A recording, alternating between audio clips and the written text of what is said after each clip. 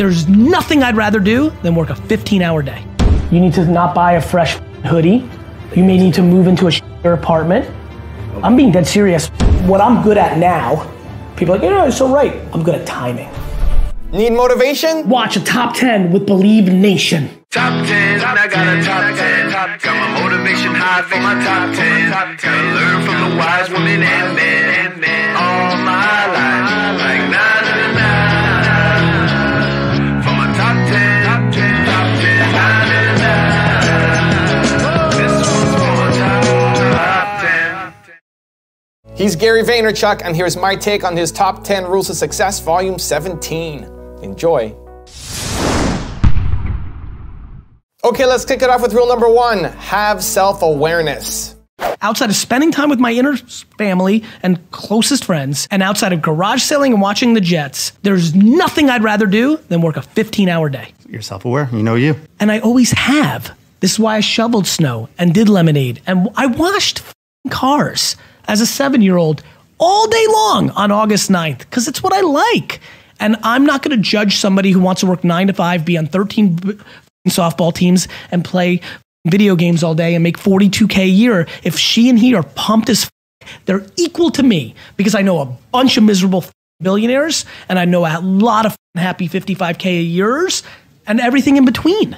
Rule number 2, give. I literally get 700 emails a month when somebody knows I'm gonna be in some town. Like, Gary, like in the title, like, great news, I will pick you up from the airport and drive you to your hotel. I wanna really give. I'm like, you. I'm like, that's $48 Uber ride. I need my peace and quiet to catch up with the work when I land from the flight. You don't want to give me a ride. You want me to give you consulting for 45 minutes while we drive. You can save your lunch that you want me to buy, that you want to buy for me and all that. And I'm fascinated by, you know, and a lot of times I'll hit up those kids. They're like, yo, it's not working. I'm like, because you're not giving. When you're DMing somebody, you're asking. You're trying to take. Like, you know, it's a really funny thing to try to get somebody to click on what the definition of giving is. And people struggle with selflessness. They really do. They struggle with not being selfish in the disguise of giving. And I think the reason I want to talk about it and keep throwing out these examples is once you're aware of it, people oftentimes aren't aware. You know, but once you become aware of it, I actually think it changes the entire framework of this conversation. Rule number 3, don't worry what others think. How do I get out of analysis paralysis? Because I'm not perfect, but I want to be. And like you said, I see you just say, just go, just move, just do it. You're valuing other people's opinions. My question is, why do you look so sharp? Do you love it? Or do you think it projects something to other people? You gotta figure that out. The only reason people overthink is because they worry about the judgment. I go fast because I don't give a for real. Yeah. Like for real. See, and I wouldn't mind going fast, but only on things that I just really, really know and grasp. And you should do it. And if you don't know it, hedge it up front. You can start a video with like, I'm not sure what the I'm talking about, but boom. Okay, so got just it? preface it and just keep it going. That's it. Wow, thank you so much. Because doing's the game. If you're not doing, nothing's happening. Right, and I don't want to talk no more. Everyone's talking and thinking. Rule number 4, don't be delusional. So you talk patience too, right? That people should be patient in the pursuit of their goals. At what point does patience just become delusion? A lot of times. Oh, so what are the hacks or the tips for them to be self-aware to know when to just, when is patience just run its course? If you've been doing the same thing for 7 years and nothing good has happened, you're delusional. Let's start there. That's a test. I believe in that. If there's been no progress in your rap career or in your art or your video blog, and you've been doing it every day for 7 years, as hard as you can, and nothing has happened, the market has spoken. That's one way. Now, is that 4 years? Is that 2 years? Do people jump off? Like, you need to see some level of progress to keep you having blood in the water to get you going. But sometimes there is a breakthrough, because if the machine is in between you and the market, well, then you gotta be discovered. But the reason now I think it's more pure is because SoundCloud and Spotify and YouTube and Shopify and Amazon, now you get the feedback loop so fast, and it isn't the arbitrary subjective call. The reason it took some of the greatest stars of all time 11 years to break through is because other people had say. People didn't see Gaga's talent. They thought she was weird. Somebody thought she wasn't weird. She breaks out. Like Lady Gaga today, she goes on YouTube and Spotify direct, and the market speaks quicker. People are more famous quicker now if they have the talent because nobody's in the middle. This is why I talk in general terms on content, of course, because I don't have the context. But if somebody sat here and I listened for 40 minutes, I would tell them if they're delusional or just impatient. And most people are impatient and delusional. Also, if you want to learn how to build confidence, check out my 254 Confidence series. It's free. The link is in the description below.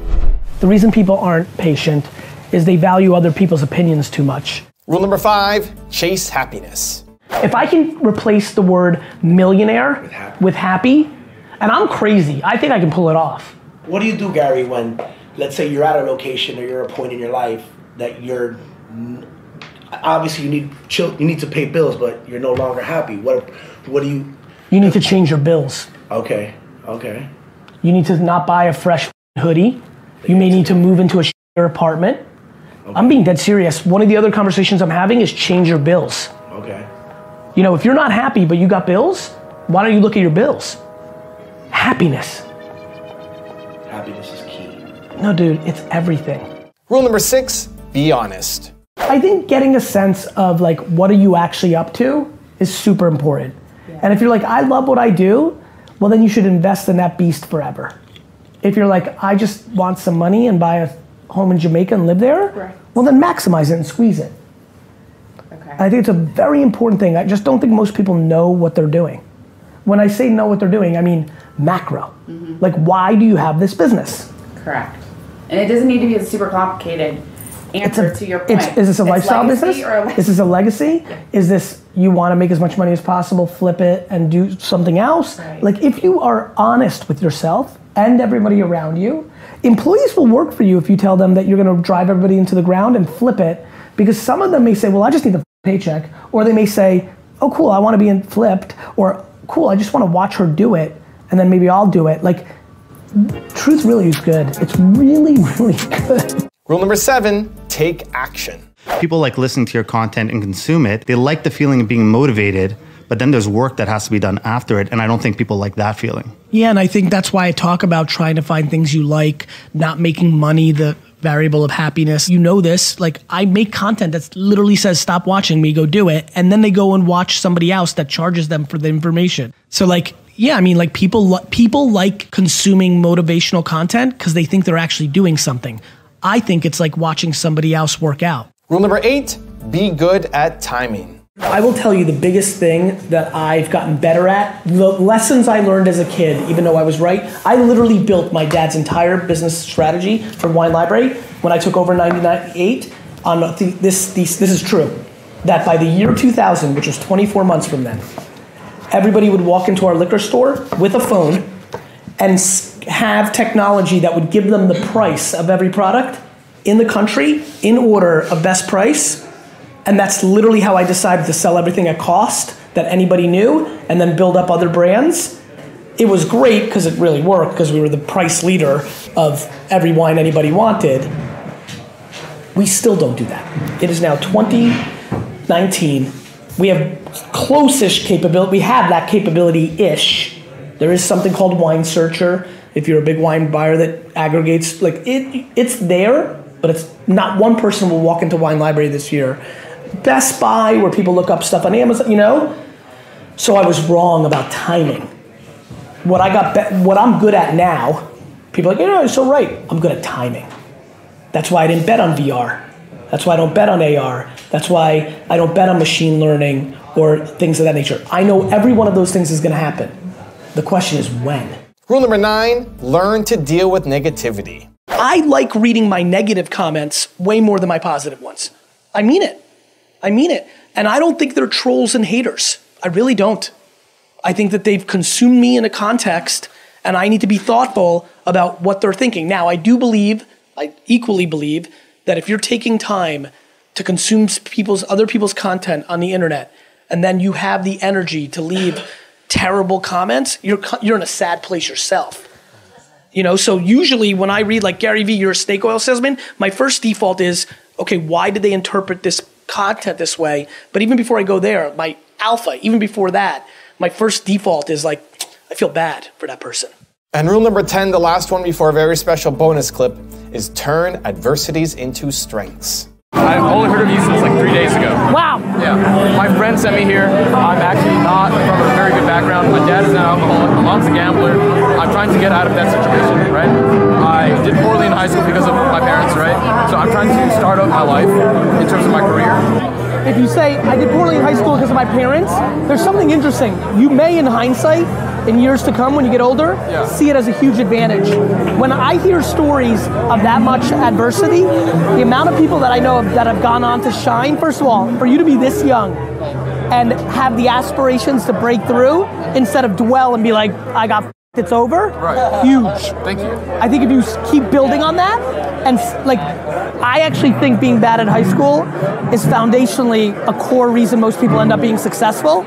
And so the more you start thinking about your adversities as strengths, the more the reality of what you're trying to achieve is gonna happen.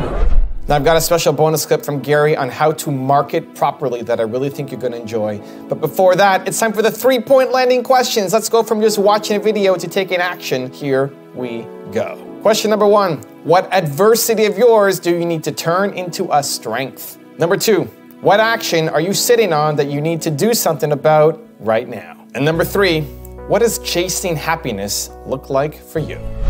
There's a big difference between something being dead and something not being a good deal. The actions you're running your business, whether it's Yellow Pages or direct mail or even Google AdWords for a lot of people, is not a good deal anymore as it used to be. To me, when I think about marketing or what I'm about or why I'm pushing you to post organic content on Instagram right now and run ads on Instagram is because I think in 9 years, Instagram's not gonna be a good deal. It'll still be here. Guess what? MySpace is still here. Marketing and running a business is about having a good deal on your media spend, your efforts, and your time, not if something's dead or alive. This is in the margins. This is in the arbitrage. Is it worth it today? February 2019, are your actions worth it today? Or did they work in 2003 and you're just on that repetitive shit?